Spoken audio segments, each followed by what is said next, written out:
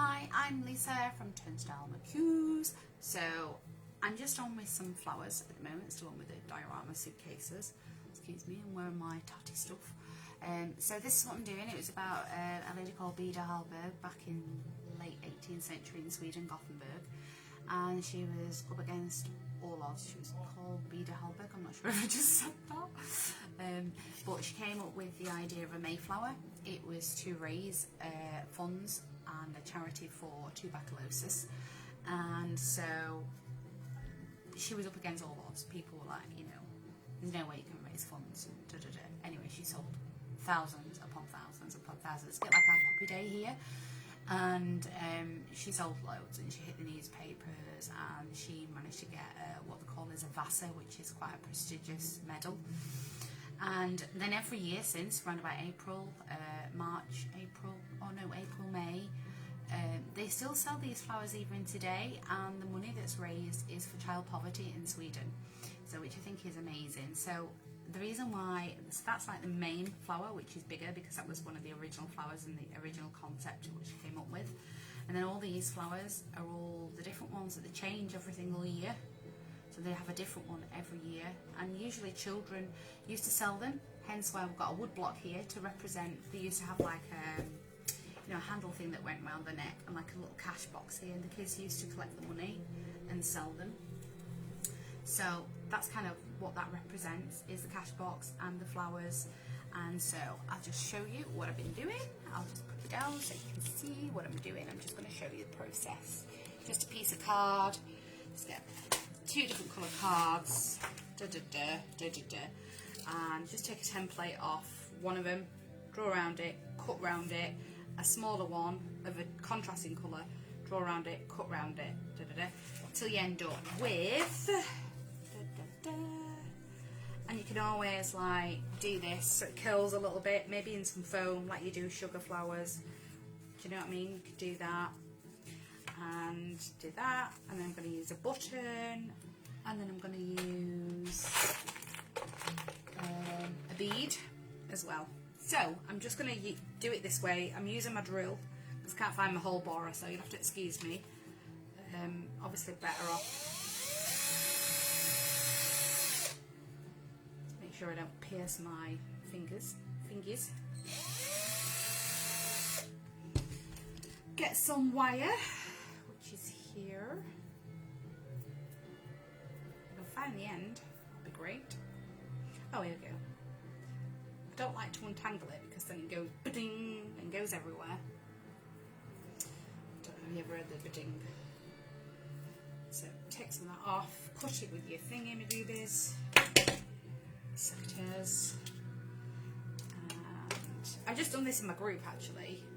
So, you know, some it's exclusive and then some like, I just thought I'd show you what I'm up to really.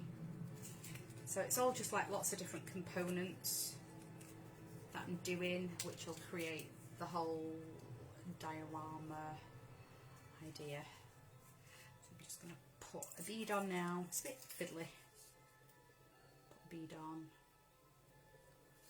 And then go back through your whole, she says,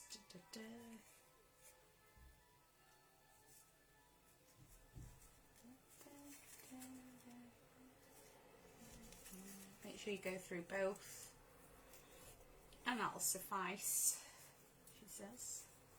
Just pull that through a bit because it's not going to be the same length.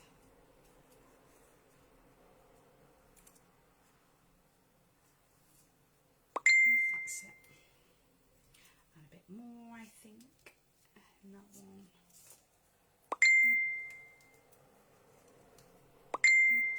That's my phone going.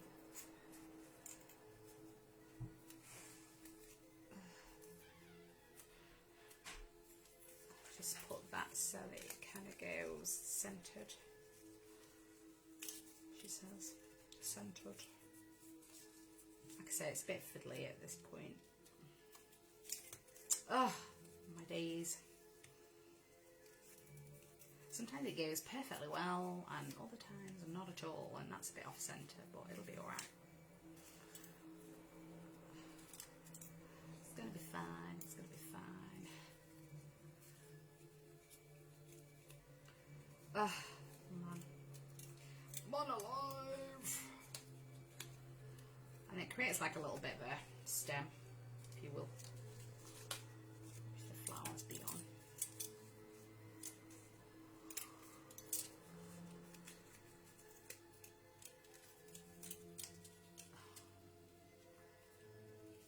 There we go.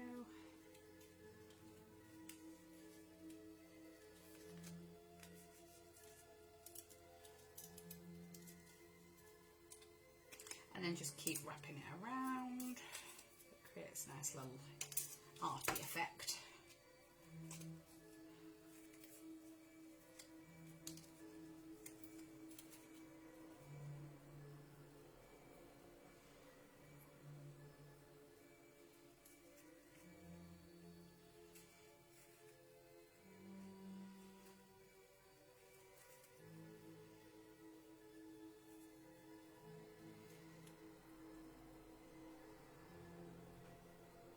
Okay, and just do that.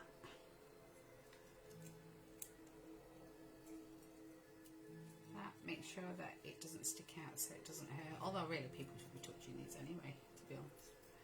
And strip it off. So I've got a few done here. There.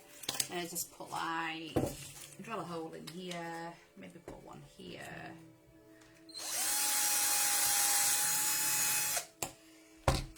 Stick one in. Maybe a red one here. I mean, they will need gluing, so I'm just putting them in temporarily at the moment. To show you, and then kind of like that, just bring it out. I mean, yeah, just put that in a bit more.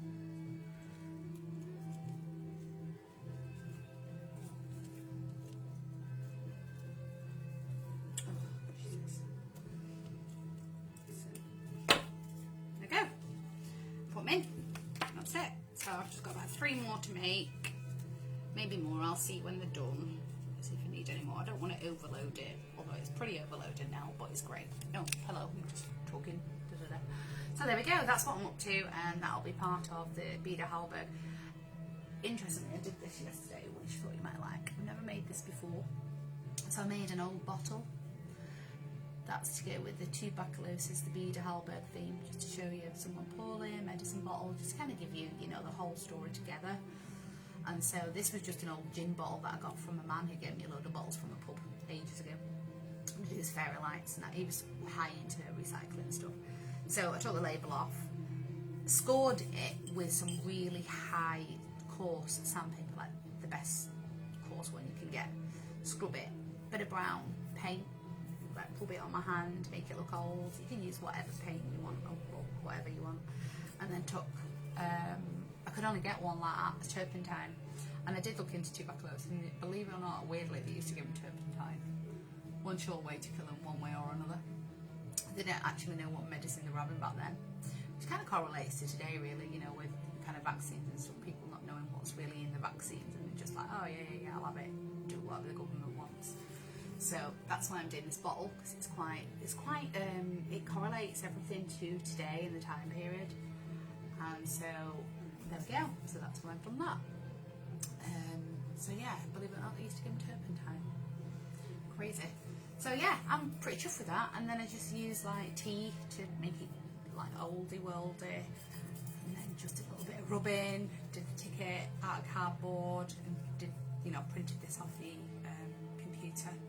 Just some string and an old cork from a wine bottle, and just, you know, made it look a bit oldie. So there we go.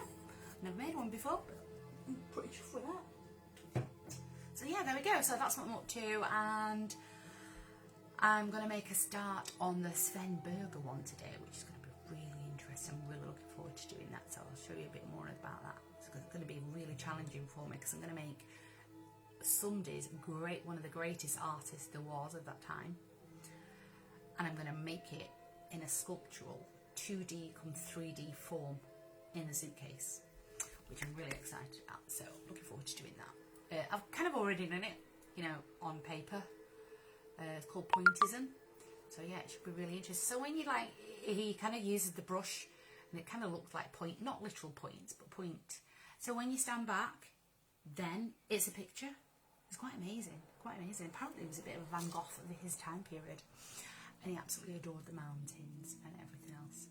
So yeah, so I'm going to be